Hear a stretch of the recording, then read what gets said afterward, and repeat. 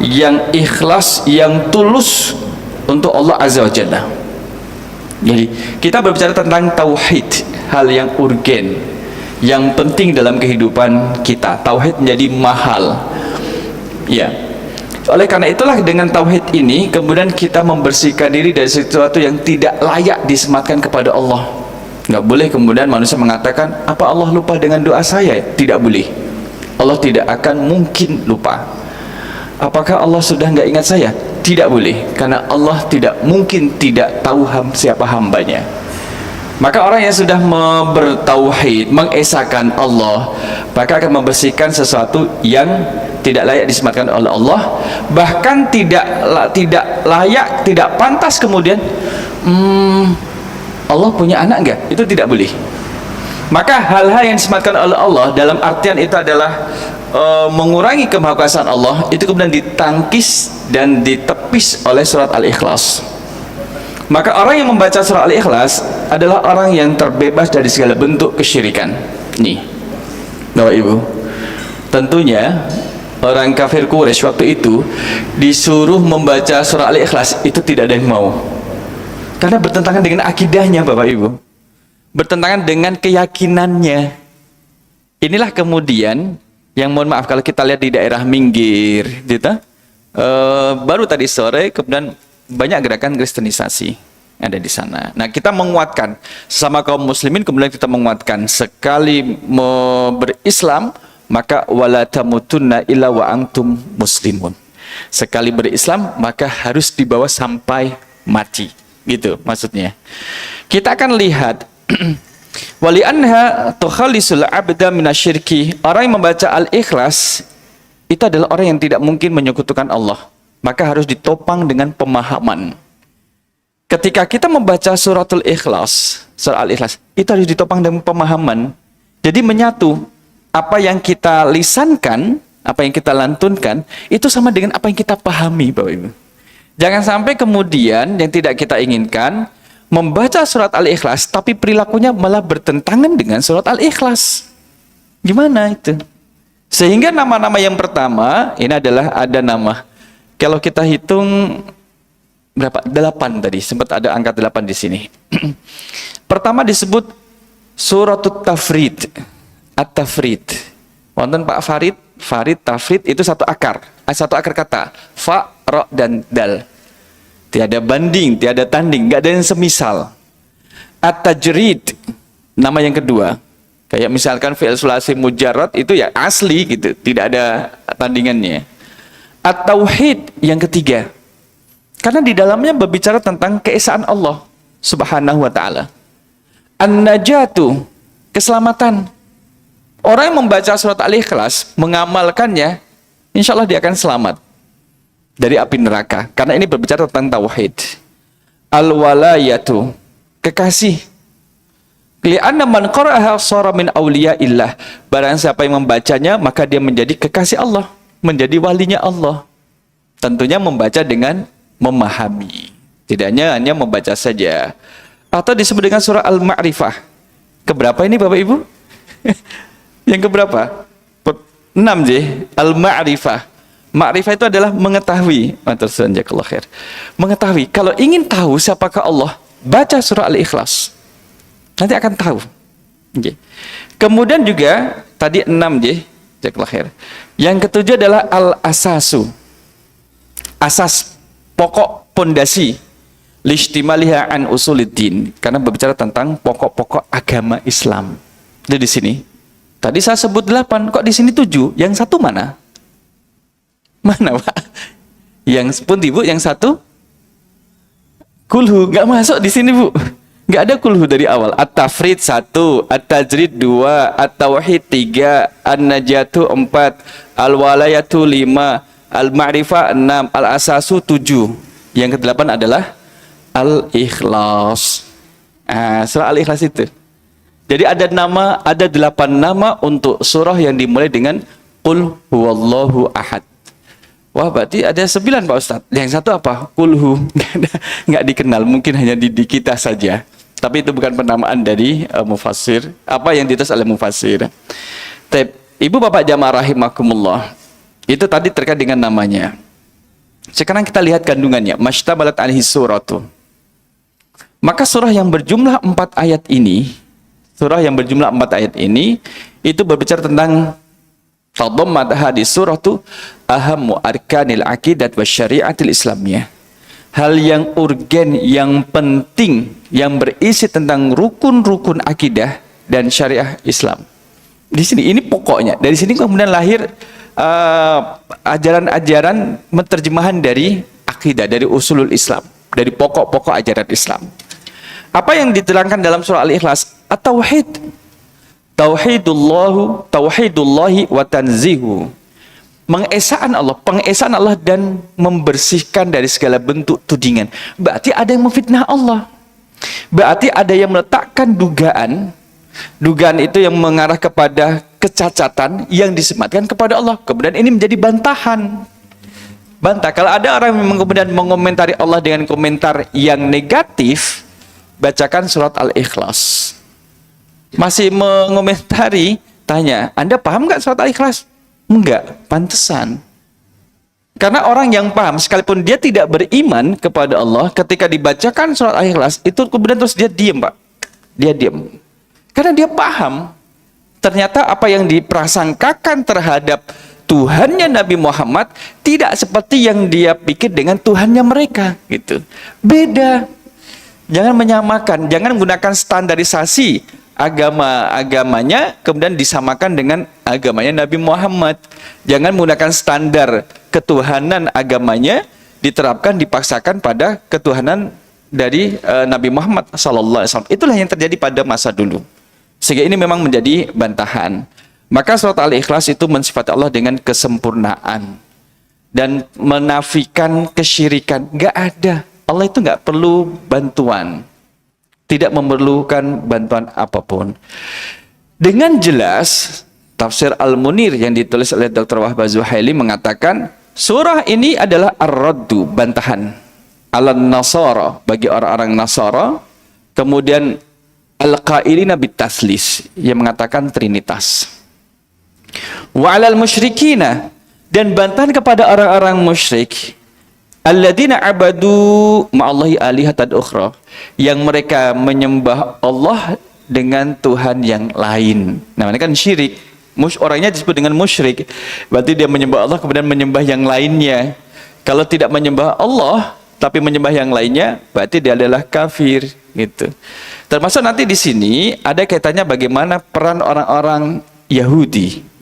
Jadi ada kelompok yang disebutkan bagaimana kemudian Rasul membantah tudingan orang-orang Yahudi terhadap beliau. Yang kedua adalah bagaimana kemudian bantahan Rasul terhadap tudingan orang-orang musyrik terhadap beliau juga. Ada Yahudi, kemudian juga ada musyrik.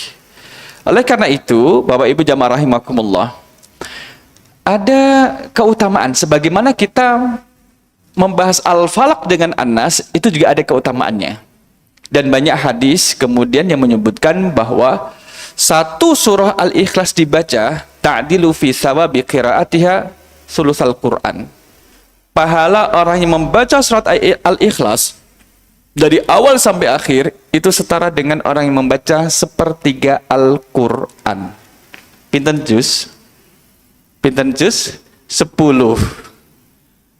Biasanya kalau kita standar di bulan Ramadan atau di luar bulan Ramadan, 1 juz rata-rata berapa menit ya Bapak Ibu? 30 sakit. Jadi 30 biasanya di awal-awal surah Al-Baqarah karena sering kita baca. Masuk juz 16, juz 21 itu mulai agak lambat, Pak. Karena mungkin kalau saya adalah jarang dibaca. Tapi kalau juz yang sering dibaca akan cepat. Kalau 1 juz itu Bapak Ibu misalkan 45 menit, 30 menit lah. 10 juz berarti berapa jam? 5 jam. Gitu? Kalau mulai jam 9, maka nanti selesainya jam 2 pagi. Langsung sahur. Terus habis sahur, terus kenapa mulai? Ini, kalau membaca sekali surah Al-Ikhlas, itu setara dengan, pahalanya setara dengan sepertiga Al-Quranul Karim. Dan banyak hadisnya menerangkan tentang hal itu. Malah kalau dilihat, ada yang berpendapat lain. Maksud dari sepertiga, pertama adalah sepertiga pahala orang yang membacanya. Sepertiga Al-Quran. Jadi sekali membaca surah Al-Ikhlas itu pahalanya sama seperti sepertiga orang membaca Al-Quran. Karena di dalam Al-Quran juga dimana gini, di dalam Al-Quran ada 3 kandungan utama. Satu ada tentang tauhid, satu. Yang kedua adalah tentang hudud dan hukum. Yang ketiga adalah tentang penjelasan amal perbuatan. Ada 3. Al-Ikhlas membahas satunya, yaitu surat tentang tauhid. Jadi Al-Ikhlas adalah sepertiga Al-Quran jika dilihat dari sisi pembahasannya, yaitu tauhid. Orang membaca Al-Quran, Al-Ikhlas setara dengan orang membaca sepertiga Al-Quran dari sisi pahalanya. Jadi sama seperti membaca 10 juz. Bukan berarti kemudian, ya sudah kalau gitu saya sering baca Al-Ikhlas saja, yang lain tidak perlu dibaca. Kalau dibaca 3 kali, hatam. Tetap sepertiga Al-Quranul Karim. Nanti Bapak Ibu, kalau misalkan ada pemuda yang kemudian mau melamar putri jenengan, jenengan tanya, berapa juz mas hafal? Alhamdulillah Bapak Ibu, saya hafal sepertiga Al-Quran. Sabar, nanti dulu. Apakah yang mas maksud itu soal Ikhlas? Leres, memang itu yang saya hafal. Bukan 10 juz, tapi Al-Ikhlas ini. Taib. Ada penjelasan lain. Akhraja Al-Bukhari wa Abu Dawud wa Nasa'i dari Abi Sa'id Al-Khudri. Anna rajulan sami'a rajulan yaqra'u qul huwallahu ahad. Ada satu sahabat mendengar sahabat yang lain. Ini sedang membaca qul huwallahu ahad. Yuraddiduha, diulang-ulangi. Qul huwallahu ahad, Allahus samad, lam yalid wa lam yulad wa lam yakul lahu kufuwan ahad. Bismillahirrahmanirrahim. Qul huwallahu ahad, Allahus samad, lam yalid wa lam yulad wa lam yakul lahu kufuwan ahad. Bismillahirrahmanirrahim. Terus gitu, Pak. Diulang-ulangi, selesai balik lagi, selesai balik awal lagi, selesai balik awal lagi. Falamma asbaha, sahabat itu kalau misalkan ada pertanyaan, kembalinya pada Rasul. Nah, di waktu pagi ini, ja'a ilan Nabi, dia menemui Nabi, menceritakan peristiwa semalam. Peristiwa semalam, peristiwa kemarin. Falamma dzakira, falamma fadzakara dzalika lahu wa ka'anna ar-rajulu yataqallaha. Seolah-olah lelaki sahabat yang membaca tadi itu terus mengucapkan, nggak berhenti-berhenti. Rasul, ada apa? Kenapa dia itu membaca qul huwallahu ahad selesai diulangi lagi, selesai diulangi lagi? Faqala Nabi sallallahu alaihi wasallam, "Walladzi nafsi biyadihi innaha la ta'dilu sulusal Qur'an." Demi zat yang jiwaku berada dalam genggamannya, kekuasaannya, sesungguhnya yang dia baca surah Al-Ikhlas itu setara dengan sepertiga Al-Quran. Ngoten, oh itu. Ada lagi. Ketika Rasul Sallallahu Alaihi Wasallam itu bertanya pada sahabat, sahabat, siapa dari kalian yang kuat membaca sepertiga Al-Quran dalam semalam? Bapak Ibu, bacaan sahabat kan membaca kemudian mentadaburi, memahami maknanya. Satu paket. Ketika ditanya siapa yang mampu membaca sepertiga Al-Quran dalam semalam, kan bayangnya adalah banyak, Bapak Ibu. Semalam kemudian sepertiga Al-Quran Rasul. Maka mengatakan sahabat, fasyaqqa dzalika alaihim wa qalu ayyuna yutiqu dzalika ya Rasulullah. Rasul, siapa di antara kami yang mampu melakukan itu Rasul? Berat Rasul. Menyelesaikan 10 juz, persepsi sahabat, dalam waktu semalam. Padahal sahabat tidak mau membaca cepet-cepetan. Nggak mau. Jadi membaca dengan tartil sebagaimana yang diajarkan Rasulullah SAW.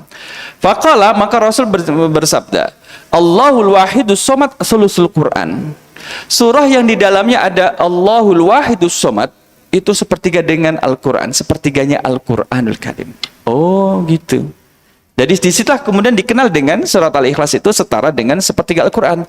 Pahala bagi yang membacanya. Hadis lagi dari warawa Muslim wa Tirmidzi wa an Abi Hurairah radhiyallahu anhu qala Rasulullah sallallahu alaihi wasallam ahshidu fa inni sa'aqra'u alaikum sulusal Quran. Ayo kumpul sahabat diminta kumpul sama Rasul sallallahu alaihi wasallam. Saya mau membacakan sepertiga Al-Quran kepada kalian.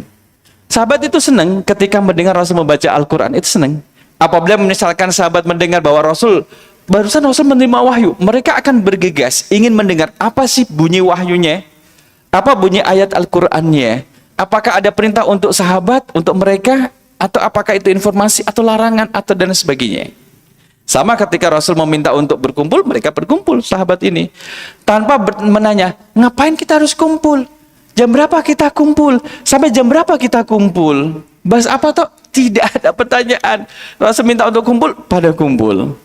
Fahasyada man hasyada, maka mereka berkumpul. Summa kharaja Nabiullah sallallahu alaihi wasallam. Rasul keluar dari rumah. Faqara'a qul huwallahu ahad. Membaca qul huwallahu ahad sampai selesai. Allahu somad, lam yalid wa lam yulad wa lam yakul lahu kufuwan ahad. Summa dakhala, masuk rumah lagi. Baru keluar, minta sahabat berkumpul, sudah berkumpul, Rasul keluar dari rumahnya, membaca qul huwallahu ahad, selesai kemudian masuk ke rumah. Kok cepat banget? Jadi sahabat bertanya, katanya mau membaca sepertiga Al-Quran, baru satu kok sudah masuk? Kira-kira nanti bagaimana? Masih terjadi tanda-tanya. Karena informasi awal Rasul akan membaca sepertiga Al-Quran. Faqala ba'duna li ba'din, pada saling bertanya-tanya. Qala Rasulullah sallallahu alaihi wasallam, fa inni sa'aqra'u alaikum thulutsal Qur'an, inni la ara hadza khabaran ja'a minas sama'. Tsumma kharaja Nabiullah sallallahu alaihi wasallam faqala inni qultu sa'aqra'u alaikum thulutsal Qur'an ala wa innaha ta'dilu thulutsal Qur'an. Yang tadi barusan saya baca itu qul huwallahu ahad, itu setara dengan sepertiga Al-Qur'an. Itu. Jadi Rasul membacakan itu saja. Ini hadis yang kemudian menguatkan pendapat yang membaca Al-Quran, surah Al-Ikhlas, itu setara dengan membaca sepertiga Al-Quranul Karim. Dan banyak hadis riwayatnya yang menjelaskan tentang hal yang sama. Bapak Ibu jamaah rahimakumullah, sababu nuzuli surah. Tidak semua ayat dalam Al-Quran atau surah memiliki peristiwa yang melatar belakangi diturunkan wahyu tersebut. Surah atau ayat tersebut. Ada yang memiliki latar belakang peristiwa, kemudian ada yang kemudian langsung Allah hujamkan ke dalam hati Nabi sallallahu alaihi wasallam sebagai wahyu gitu. Kalau ini ada peristiwanya, sebagaimana surah Al-Falaq dan An-Nas yang kemarin kita pelajari bersama itu ada peristiwanya. Tentang apa Bapak Ibu? Sihir. Terkait dengan sihir, gitu. Nah, ini ada peristiwanya. Yang pertama adalah berdasarkan hadis riwayat Imam Ahmad wa Tirmidzi wa Ibnu Jarir dari Ubay bin Ka'ab. Ubay bin Ka'ab ini, Bapak Ibu, adalah sahabat yang mendapatkan salam dari Allah melalui malaikat Jibril disampaikan oleh Nabi Muhammad sallallahu alaihi wasallam. Nanti kalau kita membahas surah Al-Bayyinah, insyaallah ketemu dengan Ubay bin Ka'ab ini, dapat salam dari Allah Bapak Ibu. Gimana rasanya? Kalau misalkan jenengan dapat salam dari Israel, gimana ya kita dapat salam dari Israel? Dapat salam dari Israel. Pikirannya sudah nggak tenang. Ini salam dari Allah disampaikan kepada malaikat Jibril, dituliskan kepada Nabi Muhammad SAW. Apa bunyinya? Annal musyrikin qalu lin Nabi SAW. Orang-orang musyrik kemudian bertanya kepada Nabi, ya Muhammad. Nah, dan ini agak tinggi. Mereka nggak pakai, karena tidak mengakui Nabi sebagai Nabi ataupun sebagai Rasul. Langsung, ya Muhammad, mat gitu. Kalau terjemahan bebas, itulah orang musyrik. Ya Muhammad, ansib lana rabbak. Jelaskan kepada kami nasab dari Tuhanmu itu seperti apa. Gitu. Kalau dibahasakan bebas, Tuhanmu itu punya kakak tidak sih? Betul, punya kakak kartu keluarga. Ansib lana rabbak. Kenapa kemudian orang musyrik menanyakan demikian? Mereka itu punya pemahaman, keyakinan bahwa Tuhannya orang musyrik itu memiliki anak dan memiliki orang tua. Dikira Tuhannya Nabi Muhammad sama seperti Tuhannya, jadi mau kenalan. Ini orang musyrik. Rasul kemudian tidak berpanjang lebar, maka Allah menurunkan surah Al-Ikhlas untuk dibacakan kepada orang-orang musyrik. Tidak usah membantah, kemudian membantah, kamu tega ngomong kayak gitu, enggak usah. Bacakan Qul huwallahu ahad, Allahu somad, lam yalid walam yulad walam yakul lahu kufuwan ahad. Selesai, Pak. Mereka paham betul. Orang musyrik itu paham dengan kandungan surah Al-Ikhlas ini, maka kalau mereka diminta membaca surah Al-Ikhlas itu gak akan mau. Artinya kalau membaca surah Al-Ikhlas, mereka paham, meyakini, keluarlah dia dari keyakinan agama warisan nenek moyangnya. Jadilah menjadi muslim gitu. Karena dia mengakui hal-hal yang di dalam agamanya, keyakinannya itu berlaku. Tapi kalau di sini dinafikan. Nanti kita lihat. Ini yang pertama. Bapak Ibu tahu bahwa Tuhan yang disembah oleh orang musyrik itu memiliki anak perempuan. Sinten namanya, Pak? Masyarakat kenal siapa anak perempuannya, malah anak perempuannya orang-orang musyrik? Nggak tahu. Malaikat. Al-malaikatu itu menurut orang musyrik itu adalah anak perempuan dari Tuhan yang mereka sembah. Itu. Ini keyakinannya. Nah, menurut mereka dikira Nabi Muhammad Tuhannya itu yang memiliki anak sebagaimana Tuhannya orang musyrik punya anak gitu. Cuman orang musyrik kan tidak tahu anaknya laki-laki atau perempuan atau bagaimana dan seperti apa. Ke atasnya siapa, ke bawahnya siapa, ke kanan kirinya bagaimana. Ini baru pertanyaan dari orang musyrik dan berhenti selesai dengan dibacakan surah Al-Ikhlas. Selesai di situ. Kemudian yang kedua adalah dari Qatadah dan Dhahak dan Muqatil.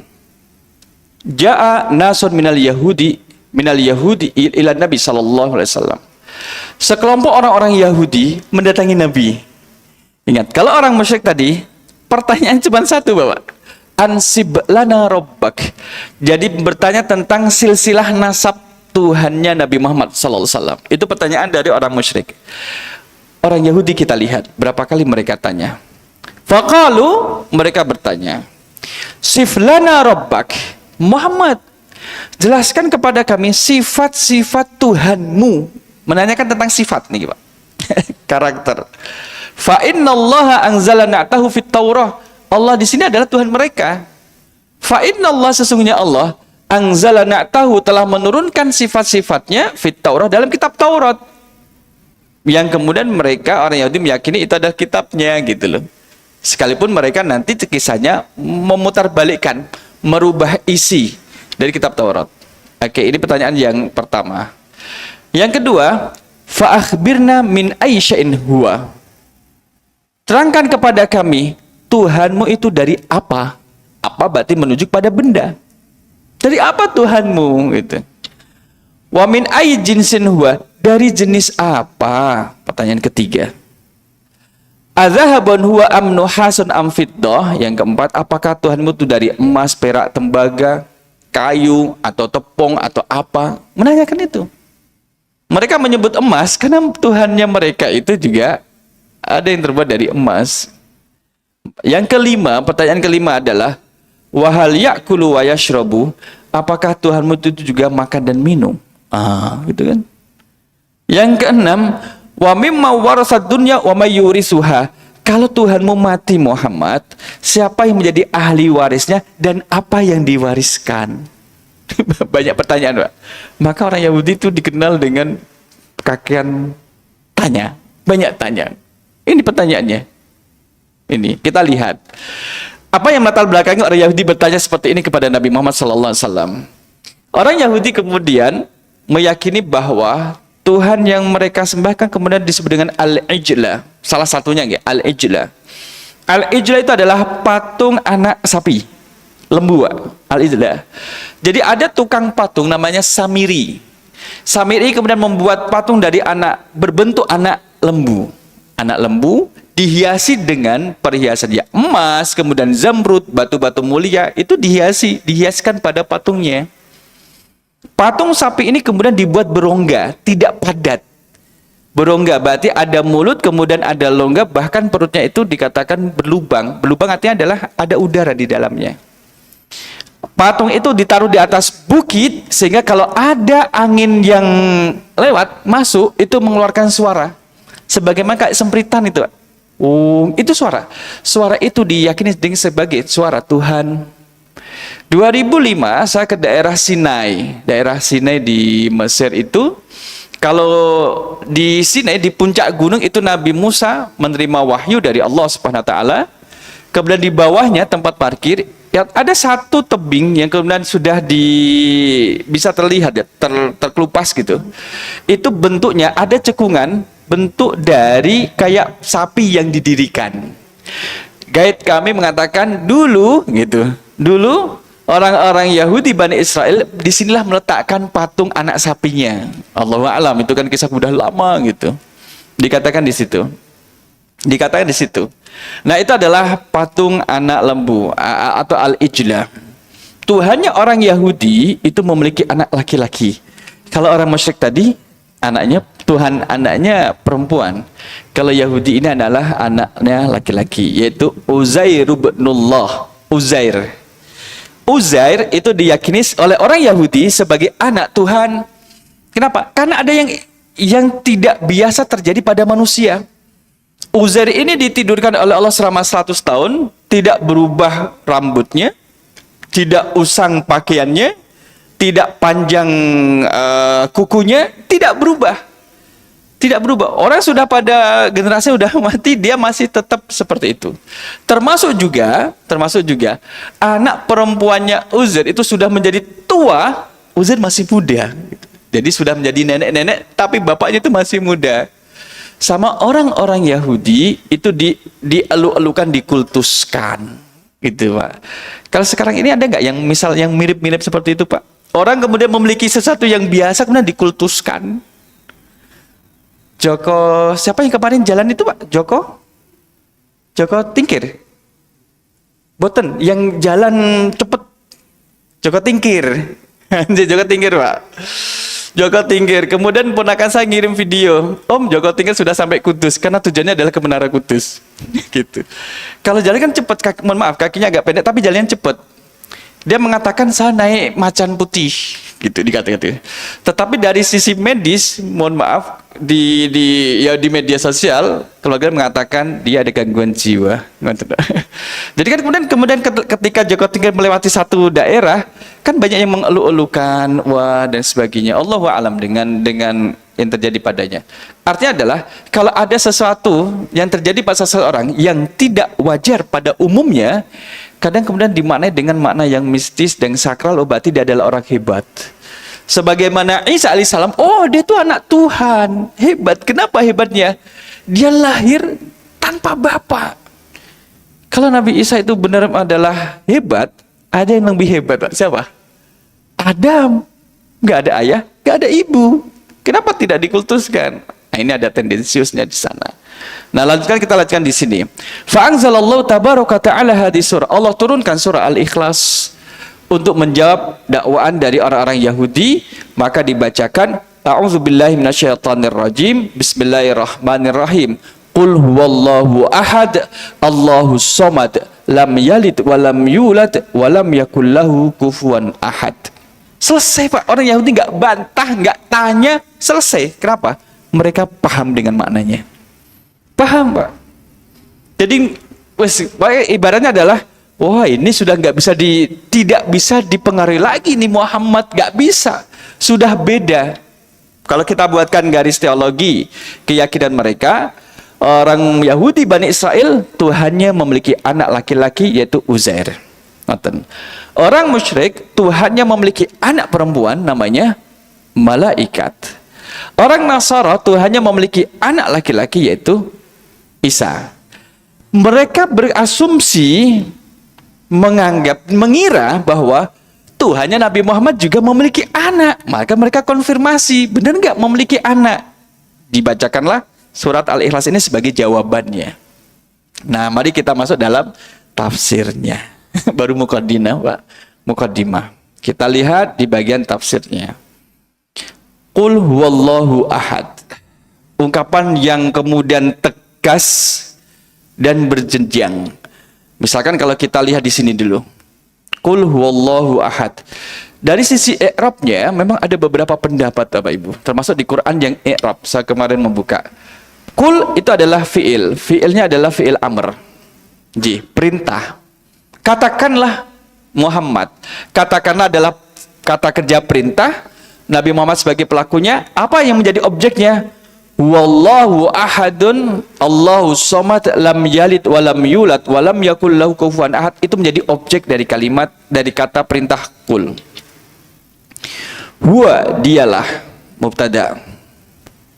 Nah, di sini kemudian kita lihat Allahu ahadun kemudian dimaknai dengan huwa adalah mubtada yang kedua, kemudian ahadun adalah khobarnya, nanti kita jelaskan sebagai khobar. Jumlah ismiyah mubtada dan khobar, huwallahu ahad ini menjadi khobar bagi mubtada yang di depan ini.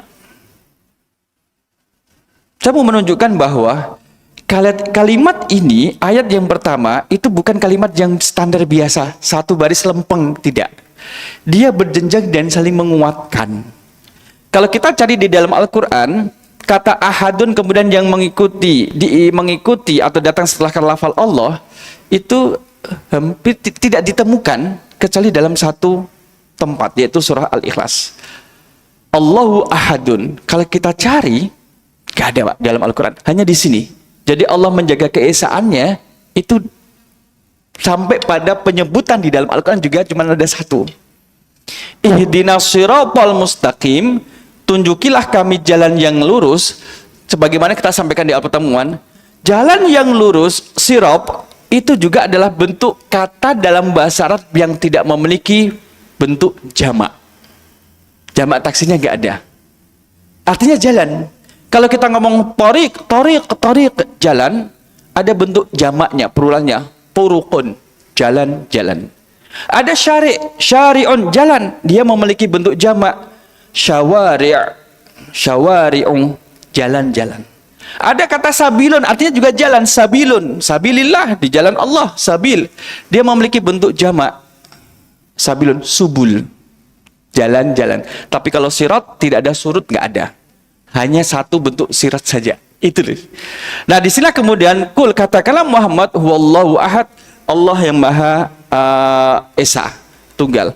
Ahadun bukan wahidun. Di sini tidak diungkapkan wahidun. Wallahu wahidun, tidak. Tapi ahadun, beda. Ahadun itu esa, tunggal. Kalau wahid itu satu. Kalau satu berarti berbilang 2, 3, 4.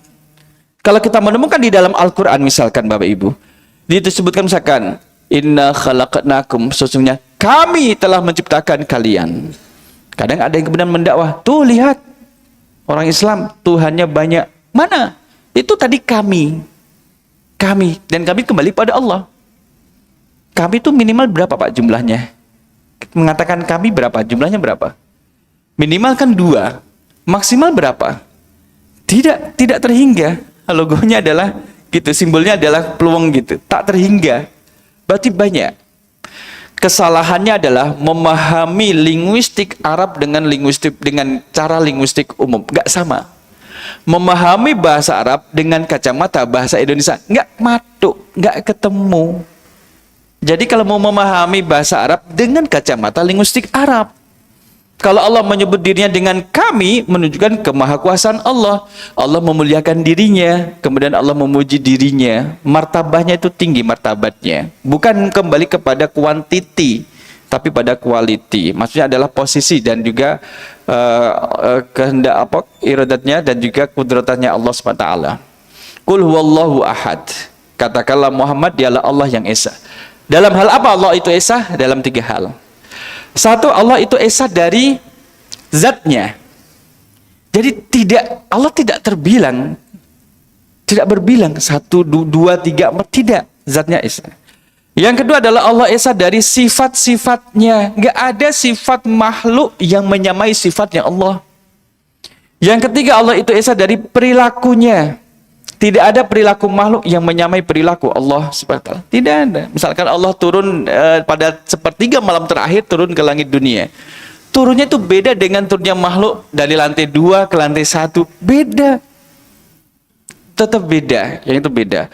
Allah mendengar. Kita juga mendengar ada suara motor lewat di belakang. Tapi kita memiliki keterbatasan. Kita nggak mendengar suara yang terjadi di perempatan Demak Ijo sana. Ada apa di sana? Kita tidak mendengar apa yang suara mobil yang lewat di Gamping sana. Kita tidak tahu. maka beda dengarnya. Ya, itulah perbedaannya di sana. Nah, inilah kemudian menunjukkan bahwa Allah itu esa, tidak bisa disekutukan dengan yang lainnya. Dengan pohon yang besar, nggak bisa. Dengan hewan yang sudah tua misalkan, tidak bisa.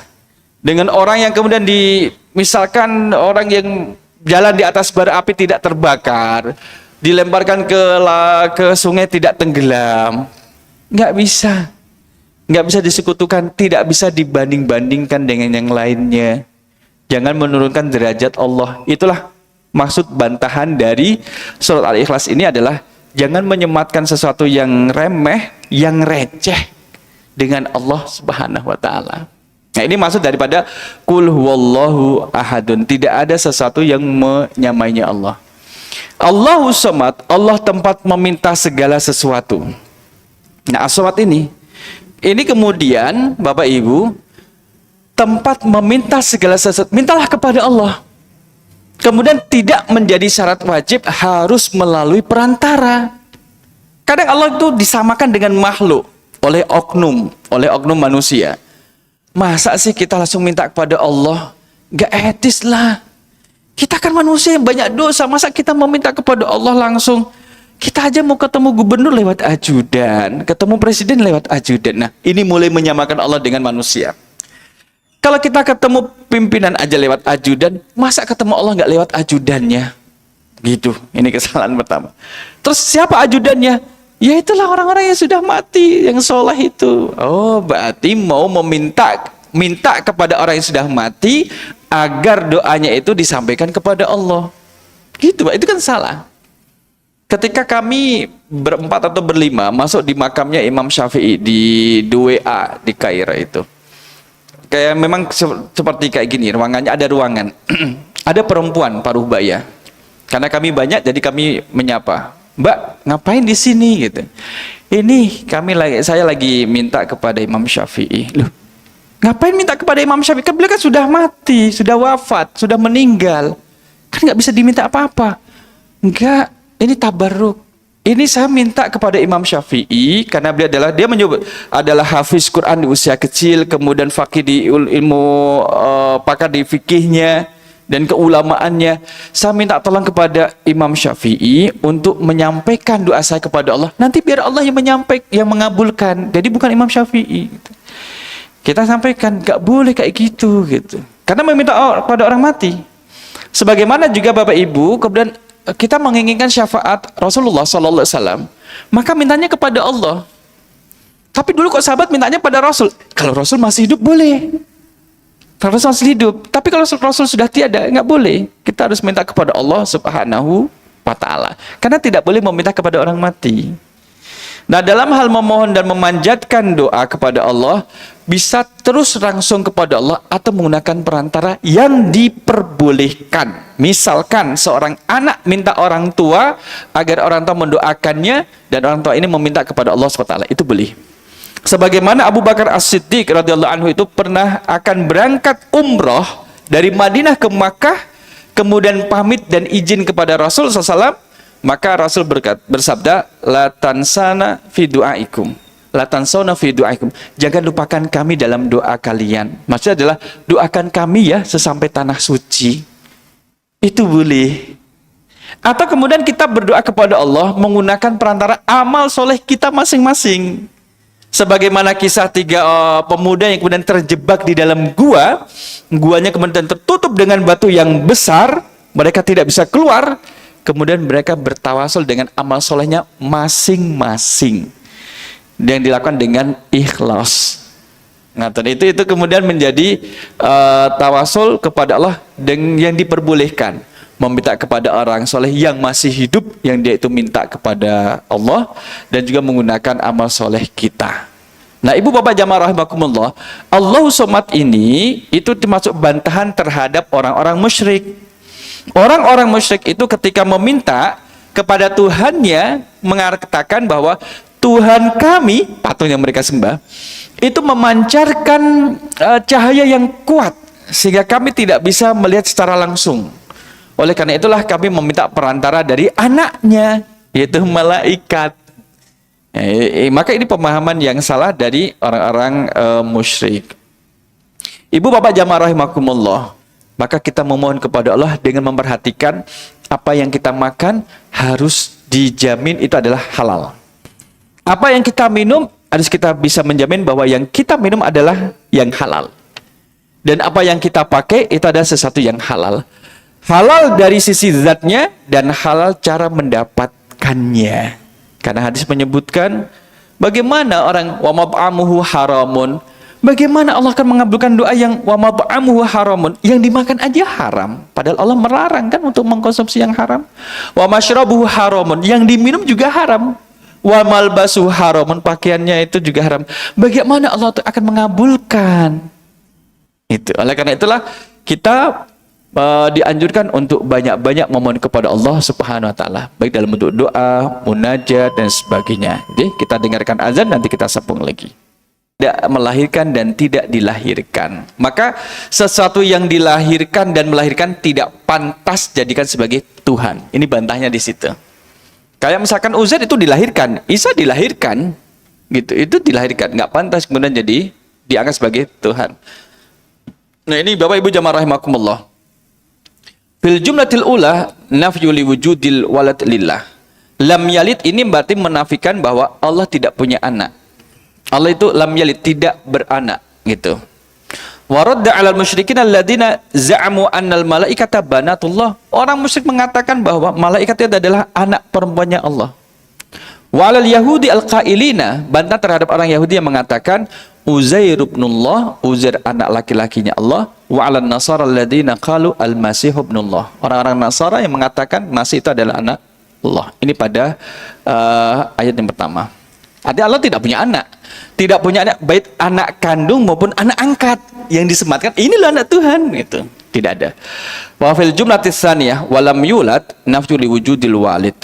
Berarti Allah kemudian ini membantah bahwa Allah itu memiliki orang tua. Yang pertama membantah Allah tidak beranak, yang kedua adalah Allah tidak memiliki orang tua, tidak punya keturunan ke bawah, tidak memiliki nasab ke atas. Dibantah dengan ayat yang ketiga. Ini pertanyaan Yahudi, siapa yang menjadi ahli warisnya kalau Tuhanmu itu mati? Oke.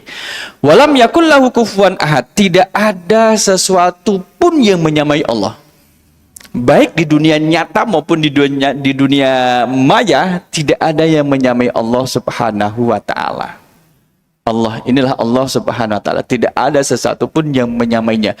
Di sini ahadun dibuat dalam bentuk nakirah, umum, apapun itu. Bukan al-ahadu. Kalau al-ahadu berarti cuma satu yang sudah jelas. Tapi ini terbuka masih umum, apapun. Bapak Ibu jamaah rahimakumullah, dalam Sahih Bukhari disebutkan tidak ada yang lebih sabar daripada Allah. Daripada Allah ketika disakiti. Gitu. Bagaimana menyakiti Allah? Innahum yaj'aluna lahu waladan. Mereka, orang-orang yang di atas tadi, itu kemudian menjadikan anak bagi Allah. Padahal Allah itu yang memberikan rezeki kepada mereka dan kemudian memberikan mengampuni mereka kalau mau bertobat dan memberikan kesehatan kalau mereka menginginkan. Loh, misalkan sudah dikasih makan, dibesarin, ternyata malah menyakiti Allah dengan memberikan tuduhan yang tidak layak. Kemudian disebutkan juga qala Allah azza wa jalla, ini hadis qudsi, kadzdzabani ibnu Adam. Anak Adam telah mendustaiku. Walam yakul lahu zalika. Sedangkan saya tidak seperti yang mereka katakan, gitu. Wasyatamani walam yakul lahu zalika. Mereka mencela aku padahal saya tidak seperti yang mereka katakan, gitu. Fa amma takdzibuhu iyya faqauluhu, bentuk kedustaannya adalah la yu'idani kama badani. Mereka itu mengatakan gini dustanya. Enggak mungkin Allah itu bisa mengembalikan sebagaimana menciptakan awal. Orang kalau sudah mati, itu gak mungkin dibangkitkan. Sudah menyatu dengan tanah, hancur lebur, gak mungkin dibangkitkan dalam keadaan utuh. Itu kan dusta. Mereka mengatakan demikian. Walaysa awalul khalqi bi ahwani alayya min i'adatihi. Bukan sesuatu yang susah. Menciptakan dari ketiadaan bagi Allah mudah. Membangkitkan dari yang sudah ada kepada hancur lebur, dibangkitkan lagi mudah. Adapun celaan orang-orang di atas kepada Allah adalah mereka mencela bahwa Allah telah mengangkat seorang anak, seseorang menjadi anaknya. Padahal Allah adalah Al-Ahad As-Somad, Maha Esa, tempat meminta segala sesuatu, lam alid walam ulat, tidak melahirkan dan tidak dilahirkan, walam yakun li kufuwan ahad, dan tidak ada sesuatu yang menyamai Allah Subhanahu wa taala. Inilah ibu bapak jamaah rahimakumullah, pelajaran dari surah Al-Ikhlas mengajarkan arti ketauhidan kepada kita. Kita rawat, kita bina, dan kita jaga ketauhidan yang ada dalam diri kita, karena ini menjadi bekal kembali kita kepada Allah Subhanahu wa taala, dan semoga kita diwafatkan oleh Allah dalam keadaan husnul khatimah. Amin. Mari kita cukupkan dengan doa kafaratul majlis. Subhanakallahumma wa bihamdika asyhadu an la ilaha illa anta astaghfiruka wa atubu ilaik. Aku qouli hadza astaghfirullah li wa lakum. Wassalamualaikum warahmatullahi wabarakatuh.